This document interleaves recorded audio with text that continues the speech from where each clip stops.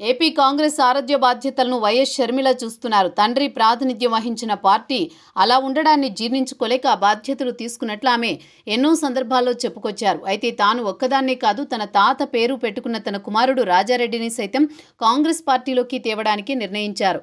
కాంగ్రెస్ కుటుంబంగా గాంధీ కుటుంబానికి నిత్యం విధేయత చూపిస్తామని తరచూ చెబుతుంటారు షర్మిల. అయితే అందులో ఎంతమాత్రం నిజం లేదని ఓ సీనియర్ నేత తేల్చి చెప్పారు. కేవలం జగన్మోహన్ రెడ్డి తన ఆస్తిలో వాటా ఇవ్వకపోవడం వల్లే ఆమె కాంగ్రెస్ బాటా పట్టారని ఆ సీనియర్ నేత బాంబు పేల్చారు. జగన్మోహన్ రెడ్డితో షర్మిలకు ఏం జరిగింది అనే దానిపై ఫుల్ క్లారిటీ ఇచ్చారు. వైఎస్ఆర్ కాంగ్రెస్ పార్టీ అధికారంలోకి వచ్చిన తర్వాత ప్రభుత్వంలో తనకు ప్రాధాన్యం దక్కుతుందని జగన్ సోదరి షర్మిల భావించారు. అందుకు జగన్ నో చెప్పారు. దీంతో ఏపీని కాదని తెలంగాణలో సొంత రాజకీయాన్ని మొదలుపెట్టారు షర్మిల.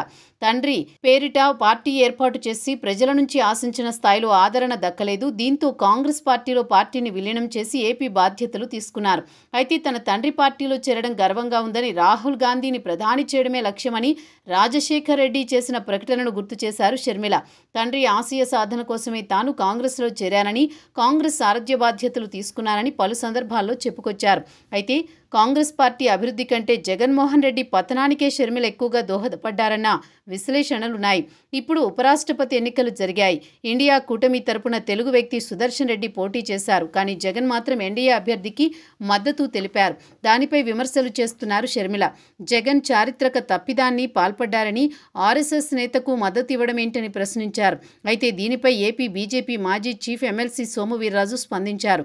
షర్మిలకు రాజకీయాలు తెలియవని, కేవలం జగన్మోహన్ రెడ్డి ఆస్తిలో వాటా ఇవ్వకపోవడం వల్లే ఆమె ఎదురు తిరిగారని, కాంగ్రెస్లో చేరారని చెప్పుకొచ్చారు. అయితే ఇదే సోము వీర్రాజు కొద్ది రోజుల పాటు జగన్తో స్నేహం కొనసాగించారు అన్నది ఒక ఆరోపణ.